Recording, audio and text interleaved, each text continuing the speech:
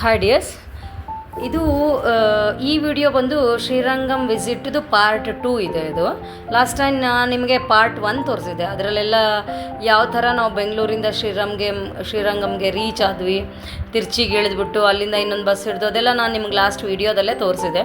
ಇವಾಗ ಈ ವಿಡಿಯೋದಲ್ಲಿ ನಾವು ಏನು ದೇವಸ್ಥಾನದ ಎಲ್ಲ ಒಳಗಡೆ ಹೇಗಿದೆ ಏನು ಎಲ್ಲ ಎಕ್ಸ್ಪ್ಲೇನ್ ಮಾಡ್ತೀನಿ. ಇದರಲ್ಲಿ ನಾವಿಲ್ಲಿ ನಮಗೆ ಸ್ಟಾರ್ಟಿಂಗಲ್ಲಿ ನಿಮಗೊಂದು ತೋರಿಸಿದೆ, ಅದು ದೊಡ್ಡ ರಥ ಇದೆ ದೇವಸ್ಥಾನದ ಮುಂದೆನೇ.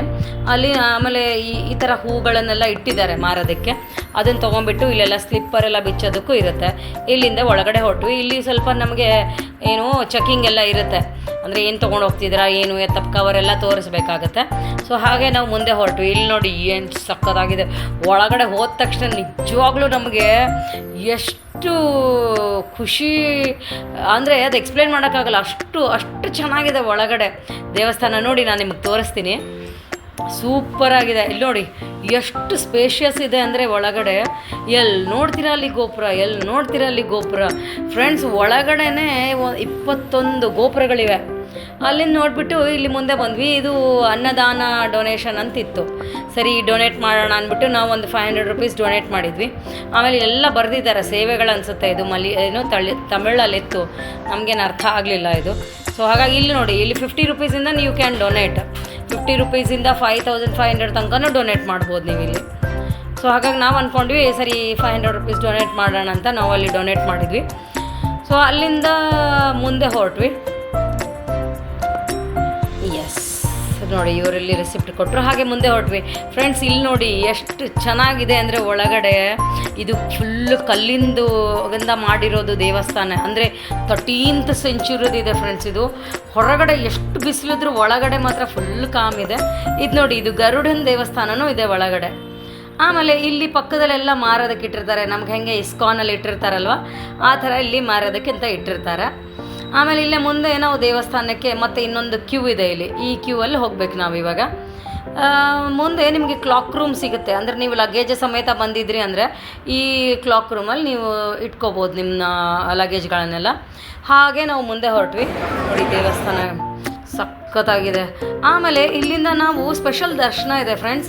ಸ್ಪೆಷಲ್ ದರ್ಶನಕ್ಕೆ ನಿಮಗೆ ಬರೀ 100 ರೂಪೀಸ್ ಮಾತ್ರ ಪೇ ಮಾಡೋದಿದೆ, ಒಬ್ಬರಿಗೆ 100 ರೂಪೀಸು. ಸೊ ಹಾಗಾಗಿ ನಾವೇನು ಮಾಡಿದ್ವಿ, ಸರಿ ನೋಡಿ ಹಾಗಿದ್ರೆ ತುಂಬ ಕಡಿಮೆನೇ ಇದೆ, ಸ್ಪೆಷಲ್ ದರ್ಶನಕ್ಕೆ ಹೋಗೋಣ ಅಂತ ಮುಂದೆ ಹೊರಟ್ವಿ. ಅಲ್ಲಿ ಹೋಗಿ ನೋಡಿದರೆ ನಾರ್ಮಲ್ ದರ್ಶನದಕ್ಕಿಂತ ಸ್ಪೆಷಲ್ ದರ್ಶನದಲ್ಲೇ ಸುಮಾರು ಜನ ಇದ್ದರು.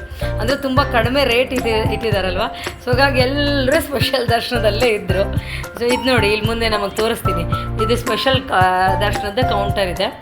ಈ ಕೌಂಟರಲ್ಲಿ ನೀವು 100 ರೂಪೀಸ್ ಪೇ ಮಾಡಿದರೆ ಅವರು ನಿಮಗೆ ಟಿಕೆಟ್ ಕೊಡ್ತಾರೆ. ಇಲ್ಲಿ ನೋಡಿ ಆ ಟಿಕೆಟ್ದನ್ನು ನಿಮಗೆ ಇದನ್ನು ತೋರಿಸ್ತೀನಿ ಫೋಟೋ. ಬಟ್ ನಮಗೇನು ಅರ್ಥ ಆಗೋದಿಲ್ಲ, ಇದು ತಮಿಳಲ್ಲಿರುತ್ತೆ. ಸೊ ಹಾಗಾಗಿ 2 ಟಿಕೆಟ್ ತೊಗೊಂಡ್ವಿ. ಸೊ ಟಿಕೆಟ್ ತೊಗೊಂಡು ಮುಂದೆ ಇಲ್ಲಿ ನೋಡಿ, ನಾವು ಸ್ಟಾರ್ಟಿಂಗಲ್ಲಿ ತೊಗೊಂಡಿದ್ವಲ್ಲ ತುಪ್ಪದ ದೀಪ, ಅದು ನಾನು ನಿಮ್ಗೆ ಎಲ್ಲಿ ಹಚ್ತೀನಿ ಅಂತ ತೋರಿಸ್ತೀನಿ. ಆಮೇಲೆ ಇಲ್ಲಿ ನೋಡಿ ಫ್ರೆಂಡ್ಸ್, ಇಲ್ಲಿ ನೋಡಿ ಫ್ರೆಂಡ್ಸ್, ಇದು ತಮಿಳಲ್ಲಿರೋ ಸ್ಕ್ರಿಪ್ಟು. ಈ ಕಲ್ಲಿನ ಮೇಲೆಲ್ಲ ಬರೀ ತಮಿಳ್ ಸ್ಕ್ರಿಪ್ಟೇ ಇದೆ. ಅಂದರೆ ನಾವು ಅನ್ಕೋಬೇಕು ಇದು ಕಟ್ಟಿರುವಾಗ ಅವರೆಲ್ಲ ತಮಿಳಿಯನ್ಸ್ ಅನಿಸುತ್ತೆ ಈ ಕಟ್ಟಿರೋರೆಲ್ಲರೂ. ಹಾಗಾಗಿ ಎಲ್ಲ ಅದ್ರ ಮೇಲೆ ಸ್ಟೋರಿ ಬರೆದಿದ್ದಾರೋ ಏನೋ ಗೊತ್ತಾಗಲಿಲ್ಲ ಏನಿದೆ ಅಂತ. ಬಟ್ ಅನ್ಕೋಬೋದು ಅವಾಗಿನ ಕಾಲದಲ್ಲೆಲ್ಲ ಅವಾಗಿನ ಜನರೆಲ್ಲ ತಮಿಳೇ ಮಾತಾಡ್ತಿದ್ರು ಅಂತ. ಹಾಗೆ ನಾವು ಮುಂದೆ ಬಂದ್ವಿ. ಇಲ್ಲಿ ನೋಡಿ ಒಳಗಡೆ ಇನ್ನೇನು ದೇವಸ್ಥಾನ ಎಂಟ್ರ್ ಆಗ್ತಾ ಇದ್ವಿ, ಅಲ್ಲಿ ಫೋಟೋಗ್ರಫಿ ಅಲೌ ಇಲ್ಲ ಅಂತ ಹೇಳಿದರು. ಸೊ ಹಾಗಾಗಿ ನಾನು ಅಲ್ಲಿಗೆ ಸ್ಟಾಪ್ ಮಾಡಿದೆ.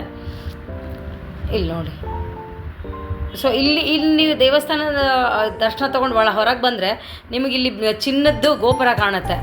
ಚಿನ್ನದ ಗೋಪುರ ಅಂದರೆ ಫ್ರೆಂಡ್ಸ್ ಇಮ್ಯಾಜಿನ್ ಮಾಡ್ಕೊಳ್ಳಿ, ಇವಾಗಿನ ಚಿನ್ನದ ರೇಟ್ ಏನು, ಈ ಗೋಪುರದ ರೇಟ್ ಹೆಂಗಿರ್ಬೋದು ಅಂತ. ಆಫ್ಟರ್ ಆಲ್ ಮಿಡಲ್ ಕ್ಲಾಸ್ ಅಲ್ವ ನಾವೆಲ್ಲರೂ. ಸೊ ಯೋಚನೆ ಮಾಡ್ಬೋದು ಏನು ರೇಟ್ ಇರ್ಬೋದು ಅಂತ. ಚಿನ್ನದ ಗೋಪುರನೇ ಕಟ್ಟಿದಾರಂದರೆ ತಿಳ್ಕೊಳ್ಳಿ, ಅಂದರೆ ಎಷ್ಟು ಜನ ಈ ದೇವಸ್ಥಾನಕ್ಕೆ ಡೊನೇಟ್ ಮಾಡ್ತಾರೆ ಅಂತ. ತುಂಬ ಜನ ಡಿವೋಟೀಸ್ ಇದ್ದಾರೆ ಫ್ರೆಂಡ್ಸ್. ಇಲ್ಲಿ ಲಕ್ಷಾಂತರ ಜನ ಬಂದು ವಿಸಿಟ್ ಮಾಡ್ತಾರೆ. ಅದು ಆಫ್ ಸೀಸನಲ್ಲಂತೂ ನಿಮಗೆ ಕಾಲಿಡೋಕ್ಕೆ ಜಾಗ ಇರೋಲ್ಲ. ಆಮೇಲೆ ಫ್ರೆಂಡ್ಸ್ ನೀವು ಬೇಸಿಗೆ ಕಾಲದಲ್ಲಿ ಮಾತ್ರ ಬರೋಕ್ಕೆ ಹೋಗಬೇಡಿ. ತುಂಬ ಬಿಸಿಲು ಅಂದರೆ ತುಂಬ ಬಿಸಿಲು, ಸಿಕ್ಕಾಪಟ್ಟೆ. ನಿಮ್ಗಲ್ಲಿ ಆ ಬಿಸಿಲು ತಡ್ಕೊಳಕ್ಕಾಗೋದಿಲ್ಲ, ಅಷ್ಟು ತುಂಬ ಬಿಸಿಲಿರುತ್ತೆ. ಸೊ ಬೇರೆ ಟೈಮಲ್ಲಿ ನೀವು ಬಂದು ವಿಸಿಟ್ ಮಾಡಿ. ಆಮೇಲೆ ಇಲ್ಲೇ ನಾವು ಈಗ ಒಂದು ದರ್ಶನ ಮಾಡ್ಕೊಳ್ಳೋಣ ಅಂತ ಹೀಗೆ ಪ್ರದಕ್ಷಿಣೆ ಹಾಕ್ಕೊಂಡು ಹೋಗ್ತಾ ಇದ್ದೀವಿ. ಇಲ್ಲಿ ನೋಡಿ. ಆಮೇಲೆ ಇಲ್ಲಿ ಇದೆಲ್ಲ ಜಸ್ಟ್ ಜನ ಏನೋ ನಿಂತುಕೊಂಡು ನೋಡ್ತಾ ಇದ್ದಾರೆ. ಇಲ್ಲಿ ನೋಡಿ ಶಿಲ್ಪಕಲೆಗಳಂತೂ ಇದೆ, ಒಂದ್ರ ಮೇಲೆ ಒಂದು ಗೋಡೆಗಳ ಮೇಲೆ ಮಾಡಿದ್ದಾರೆ ಶಿಲ್ಪಕಲೆನ. ತುಂಬ ಚೆನ್ನಾಗಿದೆ. ಕೆತ್ತನೆ ಮಾತ್ರ ಸಖತ್ತಾಗಿ ಮಾಡಿದ್ದಾರೆ. ಎಲ್ಲ ಕೂಲಾಗಿ ನೋಡಬೇಕು ಫ್ರೆಂಡ್ಸ್. ಇದನ್ನೆಲ್ಲ ನಾವು ಅರ್ಜೆಂಟಾಗಿ ನೋಡ್ಕೊಂಡು ಹೋಗ್ತೀವಂದರೆ ಅದು ಆ ಖುಷಿ ನಿಮ್ಗೆ ಸಿಗೋದಿಲ್ಲ. ಸಖತ್ತಾಗಿ ಮಾಡಿದ್ದಾರೆ ಒಂದಕ್ಕಿಂತ ಒಂದು. ಇಲ್ಲಿ ನೋಡಿ.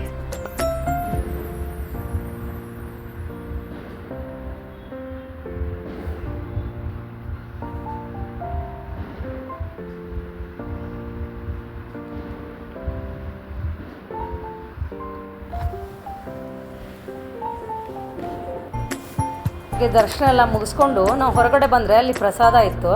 ಪ್ರಸಾದ ಮಾತ್ರ ಸಖತ್ತಾಗಿತ್ತು ಫ್ರೆಂಡ್ಸ್. ಇದು ಪೊಂಗಲ್ ಕೊಟ್ಟಿದ್ರು.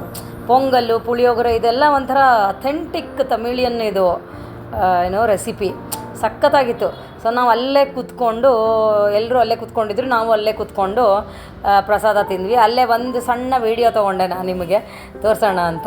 ಇಲ್ಲಿ ನೋಡಿ. ಅದಕ್ಕಿಂತ ಅದಾದಮೇಲೆ ನೆಕ್ಸ್ಟ್ ನಾವು ಅಲ್ಲೆಲ್ಲ ಇಸ್ಕಾನಲ್ಲಿ ಹೆಂಗೆ ಮಾರಕ್ಕಿಟ್ಟಿರ್ತಾರಲ್ಲ ಅದೇ ಥರ ಪುಳಿಯೋಗರೆ ಇಟ್ಟಿದ್ರು. ಆ ಪುಳಿಯೋಗರೆನೂ ಟೇಸ್ಟ್ ಮಾಡಿದ್ವಿ. ಆಹಾ, ಆ ಥರ ಟೇಸ್ಟ್ ಬೇರೆ ಕಡೆ ಬರೋಕ್ಕೆ ಸಾಧ್ಯನೇ ಇಲ್ಲ. ನೋಡಿ ಏನು ಸಖತ್ತಾಗಿದೆ, ಬಾಯಲ್ಲಿ ನೀರು ಬರುತ್ತೆ. ಆಮೇಲೆ ನಾವು ಮುಂಚೆ ತೋರಿಸಿದ್ನಲ್ಲ ಫ್ರೆಂಡ್ಸ್ ತುಪ್ಪದ ದೀಪನ, ಅದನ್ನು ಇಲ್ಲಿ ಗೇಟ್ ನಂಬರ್ 3 ಅಂತ ಇರುತ್ತೆ. ನೀವು ಗೇಟ್ ನಂಬರ್ 3 ಅಲ್ಲಿನೇ ದೀಪ ಹಚ್ಚಬೇಕು. ನಿಮಗೆ ಬೇರೆ ಎಲ್ಲೂ ಅವರು ಹಚ್ಚೋದಕ್ಕೆ ಅಲೋ ಮಾಡೋದಿಲ್ಲ. ಹಾಗಾಗಿ ಇಲ್ಲೆಲ್ಲ ಹಚ್ಚಿದ್ದಾರೆ. ಆಮೇಲೆ ನನಗೆ ಇಲ್ಲಿ ಏನು ವಂಡರ್ ಅನ್ನಿಸ್ತಂದರೆ, ಇಲ್ಲೆಲ್ಲ ಮುಂದೆ ತೊಟ್ಲು ಕಟ್ಟಿದ್ದಾರೆ, ಲಾಕ್ ಹಾಕಿದ್ದಾರೆ. ನಾನು ಕೇಳಿದೆ ಇದು ಲಾಕ್ ಏನು ಅಂತ.